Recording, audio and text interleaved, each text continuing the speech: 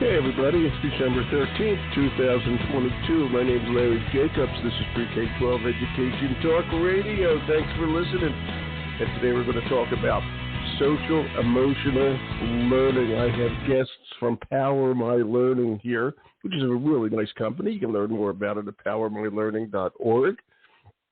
Okay, and we've got JuDonn DeShields and Kendra Frank here. We're going to talk about, A, what their program is over at Power My Learning, but B, we're going to focus on the school they worked on in California, which is a Title I school.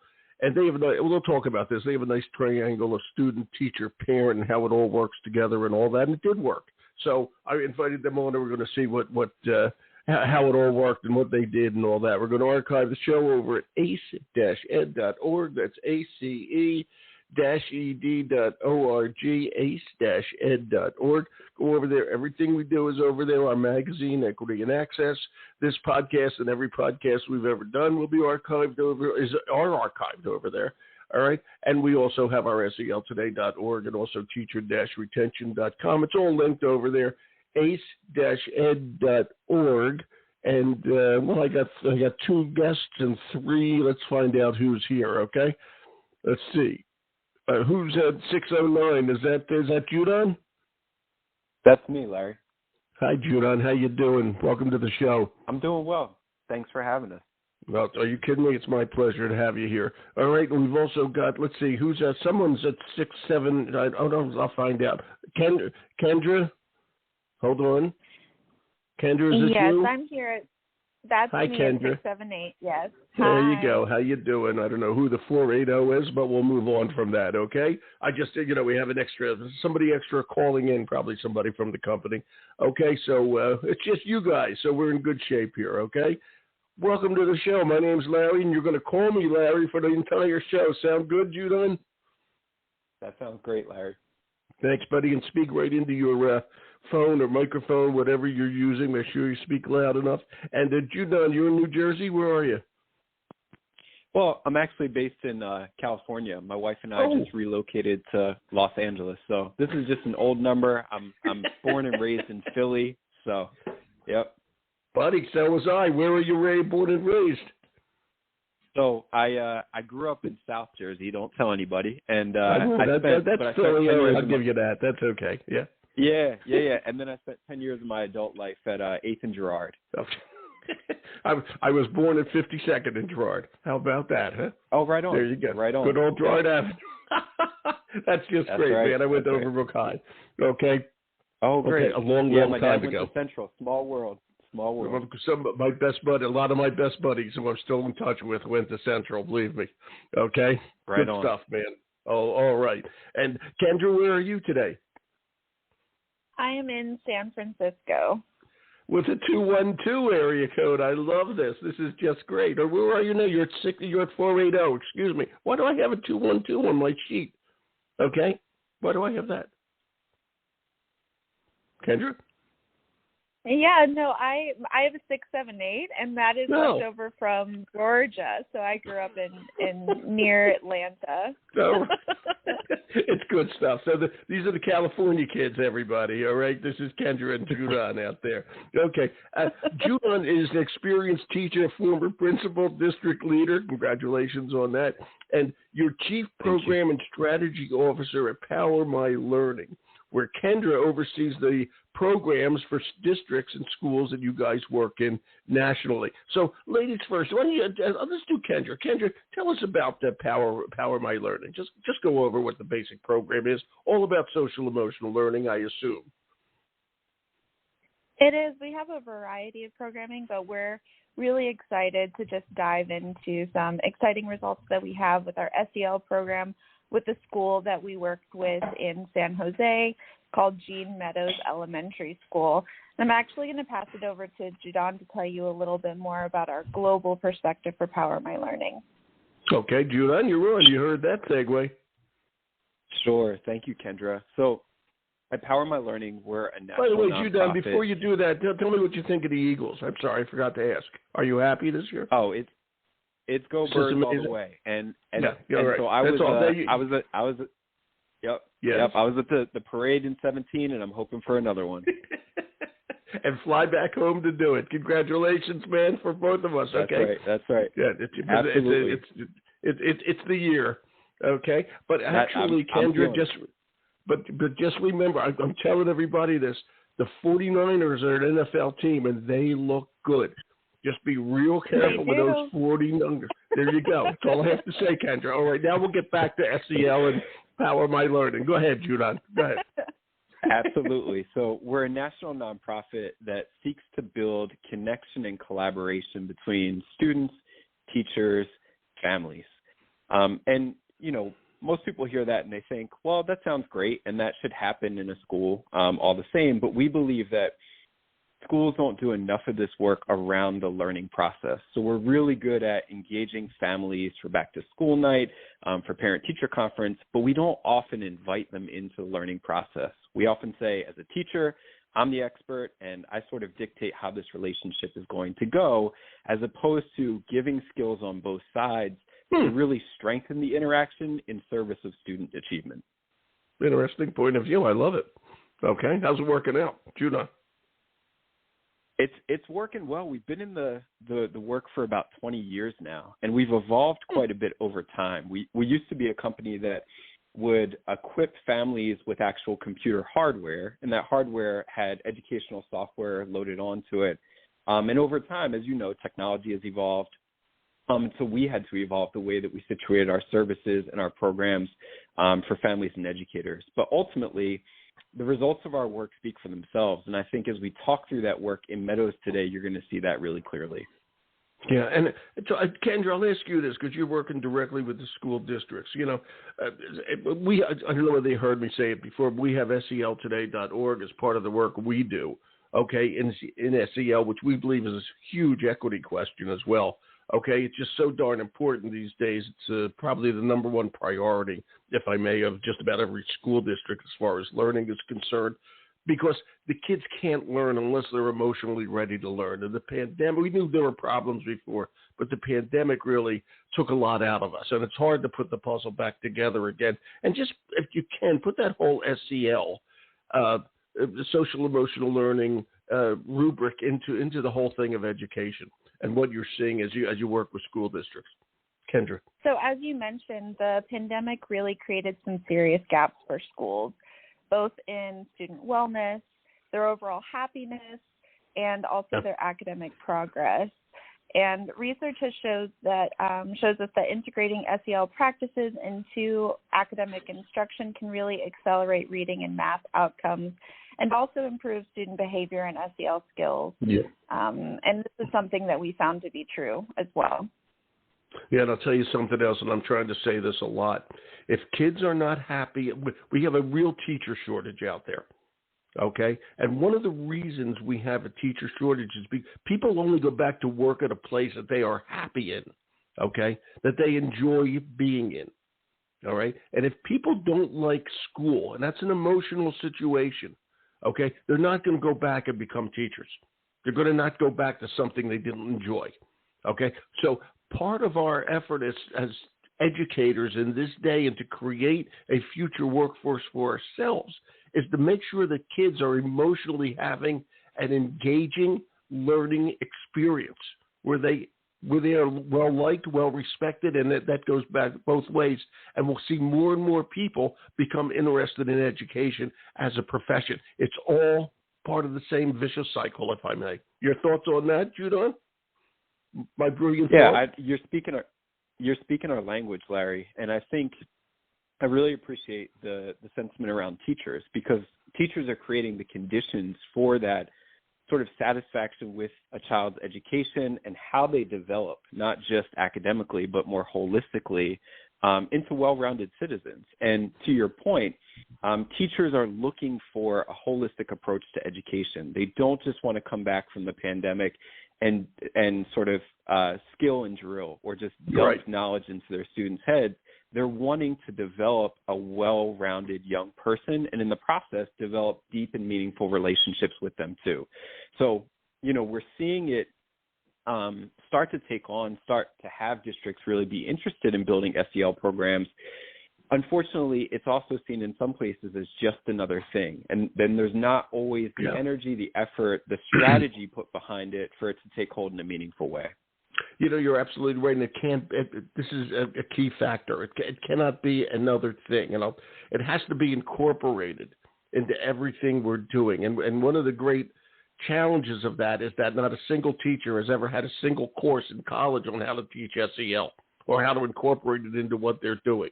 I don't know of any colleges that are doing that. They may be planning on it or thinking about it or whatever, but nobody's doing it. All right, and this is why we need companies like yours, because we got to get people situated in the right place so they can give these skills to the kids and learn them themselves, I might add. Right, Kendra? That's correct, yes. Thank you totally for agreeing agree. with me. I'm the host. Yeah, you have to agree with me. I'm the host. Okay. It's cool. Yes. So, Kendra, I assume this is you, okay? Miss San Jose, you're in San Francisco. Talk about what you did at the Meadows School. Tell us about that school. Of course. So I began working with Gene Meadows Elementary actually back in 2018, and our primary focus then was just on technology integration in the classroom. But as students started returning to the classroom after being remote for so long, we as an organization knew that we needed to hone in on rebuilding connections and relationships. And we worked on creating our SEL program.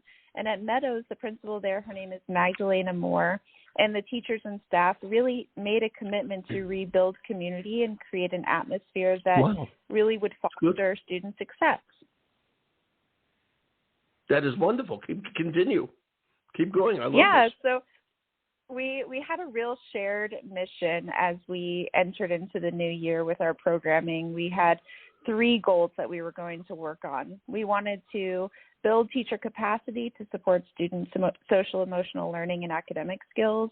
We wanted to improve student behavior and social emotional skills, and we also wanted to strengthen that connection with their families. It's so good. By the way, Meadows School is a Title I school, right? That's correct, yes. Yeah. So there were challenges, over there. And the principal, Ms. Moore, was smart enough to figure out that there are challenges.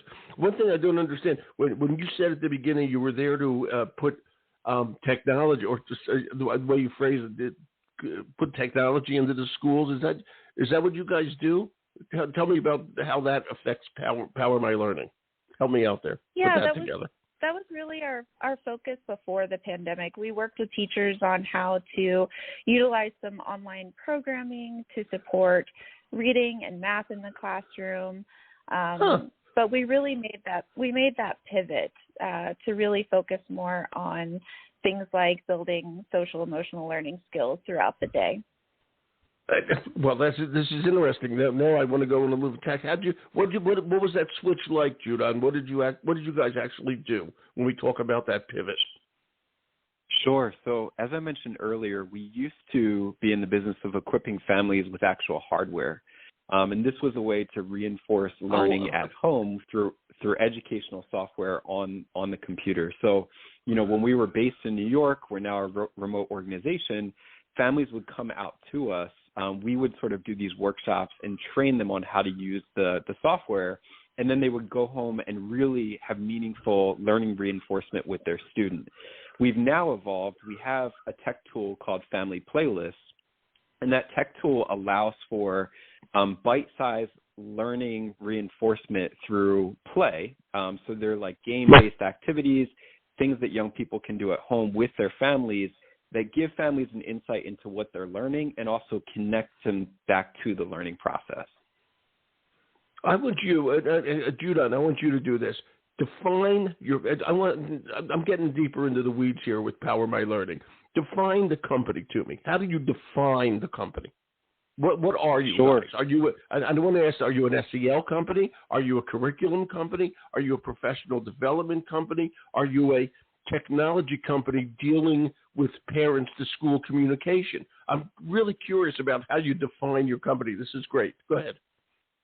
Absolutely. And I think, our generic umbrella is that we're capacity builders. And I use that term because that can take many forms. So we offer professional development to teachers in order to grow their skill set on developing more deep connections with young people in the classroom. That's both instructionally as well as through SEL. And again, we see that as connected, like integrated, not just standalone skills. We also offer workshops to families as a way to bridge the gap between school and community partnership. And we actually call that allyship because we believe that the way that most schools do engagement is a one-way street. And we say, no, there are funds of knowledge that families and communities bring to the table that are very, very important in the learning process. And then we're also starting to work with leaders because we realize that leaders both at the school and the district level really build the conditions for anything like social emotional learning or culturally responsive education to take hold. So we call it the triangle of learning relationships, acknowledging that there are multiple stakeholders that need to work in concert with shared responsibility and power to better serve students. So I'm finding this absolutely fascinating. It's a different tack from what I was planning to go on. So this is just great. Okay. So basically, you folks, okay, at Power My Learning are really, if the way I'm hearing it, consultants to school districts and helping them build community relations for learning. Okay. Would that be a good way to say it? I'm just trying to picture it in my head. Again, JuDonn. It is. And we're also, we also develop very clear and explicit skills within teachers, within leaders, and within families. And again, it's geared towards getting to a place where all three parties are meaningfully connected back to the student and working together to strengthen the outcomes for students. And again, a lot of schools don't do this as it relates to learning. That's where they sort of close the door on families. And we say, no, families should absolutely be invited into things related to learning, not just homework, not just back to school night, but all of the things that encompass the learning process for the student. And I think this is important for something else, if I may, and I'll just throw this out there. We're real concerned, as everybody is, about the teacher shortage, which really means that we can't afford to lose any teachers, all right?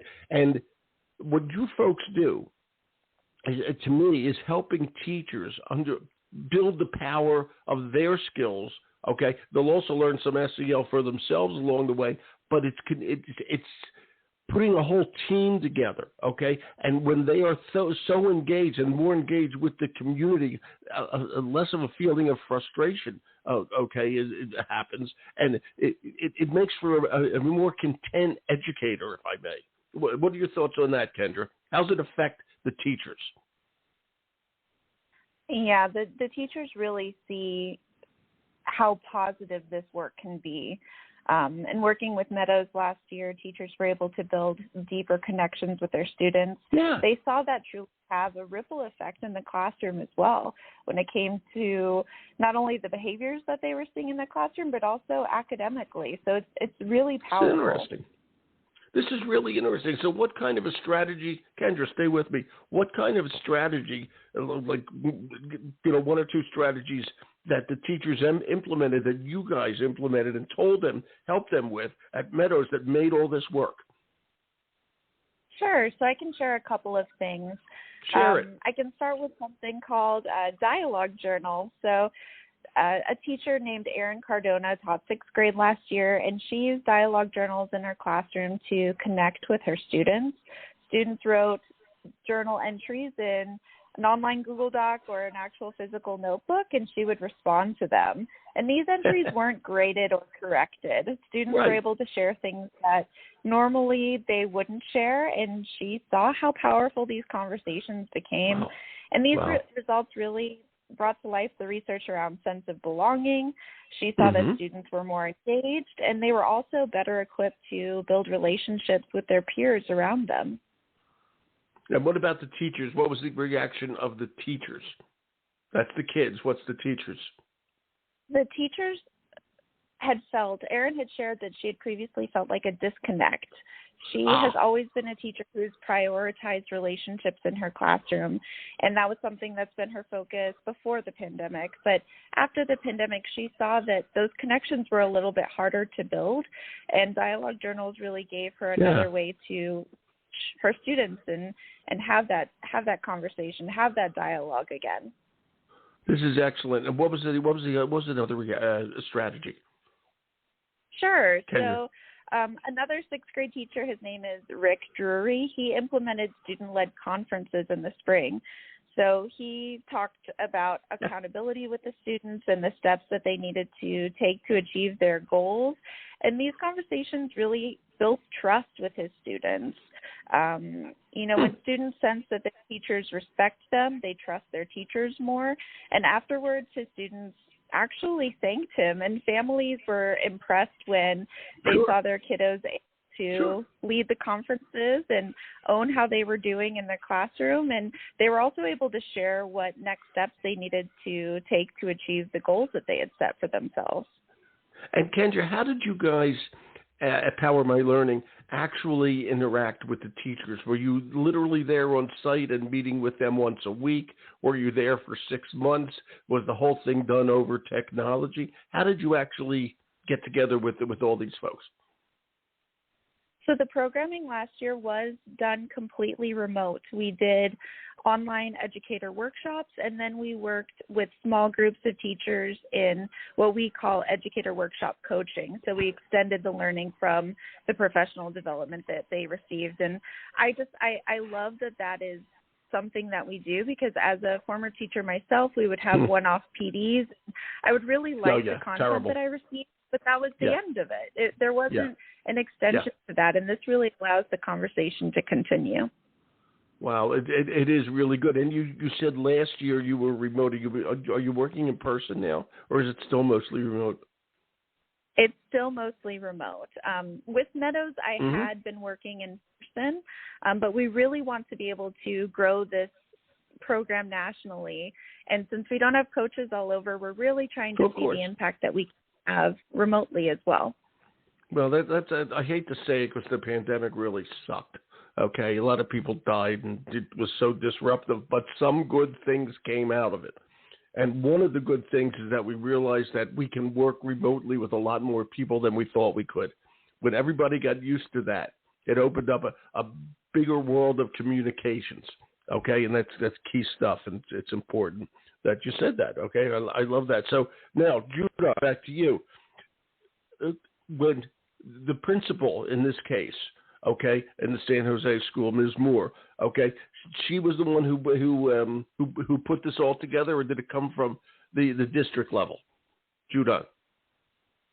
It came from Principal Moore, and I think one of the things in reflection about this partnership that we really admire is that, a lot of school and district leaders emerging from the pandemic focused their eyes directly towards recovering academic gaps. And while we acknowledge that is critically important, again, from a holistic standpoint, there were so many social emotional gaps that young people experienced as a result of the pandemic that needed to be rectified in concert with their academic gaps in order for them to really get back on track. So Principal Moore saw that, she understood that, she knew the needs of her community, and then reached out to us and said, how can you help? Like, what can you do to really elevate and promote the strategy that I want to enact?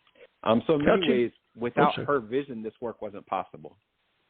Yeah, I'm really impressed with her. Okay, it's incredible, and I have to say it's not easy for a principal to do this. Okay, normally this kind of thing comes from. Well, I don't know actually, JuDonn. Does it mostly come from the district level or the school level in your work?